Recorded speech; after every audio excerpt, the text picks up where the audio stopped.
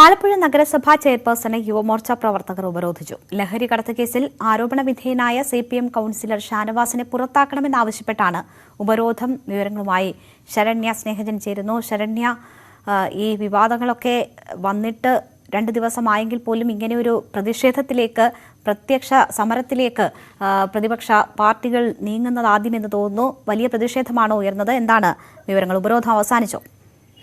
രേണുക, കഴിഞ്ഞ കുറച്ച് ദിവസങ്ങളായി തന്നെ ഇന്ന് കോൺഗ്രസിന്റെ നേതൃത്വത്തിൽ ഡിവൈഎസ്പി ഓഫീസ് ഉപരോധിച്ചുകൊണ്ടുള്ള പ്രതിഷേധമുണ്ടായിരുന്നു. അതിനുശേഷം ഇപ്പോൾ യുവമോർച്ച പ്രവർത്തകർ ആലപ്പുഴ നഗരസഭാ അധ്യക്ഷൻ സൗമ്യ രാജിന്റെ ചേംബർ ഉപരോധിച്ചുകൊണ്ടാണ് ഇപ്പോൾ സമരം നടത്തിയത്. ഇവരെ ആലപ്പുഴ സൗത്ത് പോലീസ് അല്പസമയം മുമ്പ് അറസ്റ്റ് ചെയ്ത് നീക്കിയിട്ടുണ്ട്. ഇത്തരത്തിൽ കടുത്ത പ്രതിസന്ധി, പ്രത്യേകിച്ച് ആലപ്പുഴ നഗരസഭാ കൌൺസിലറാണ് ഷാനവാസ്. ഒപ്പം തന്നെ ക്ഷേമകാര്യ സ്റ്റാൻഡിംഗ് കമ്മിറ്റി ചെയർമാനുമാണ്. അതുകൊണ്ട് തന്നെ കൌൺസിൽ സ്ഥാനം രാജിവെപ്പിക്കണമെന്ന് ആവശ്യപ്പെട്ടുകൊണ്ടായിരുന്നു യുവമോർച്ചയുടെ നേതൃത്വത്തിലുള്ള ഉപരോധമുണ്ടായത്.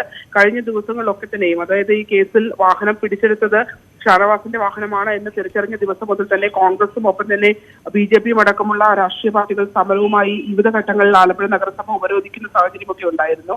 എന്തായാലും ഇന്ന് പോലീസ് ആലപ്പുഴയിലെ പോലീസ് കൂടി അന്വേഷിക്കണമെന്ന് ആവശ്യപ്പെട്ടാണ് കോൺഗ്രസ് പ്രവർത്തകർ ഡിവൈഎസ്പി ഓഫീസ് ഉപരോധിച്ചത്. ഒപ്പം തന്നെ കൌൺസിൽ സ്ഥാനം രാജിവെപ്പിക്കണം എന്ന ആവശ്യം ഉന്നയിച്ചാണ് യുവമോർച്ച ഇപ്പോൾ അല്പസമയം മുമ്പ് നഗരസഭാ അധ്യക്ഷന്റെ ചേംബർ ഉപരോധിച്ചത്.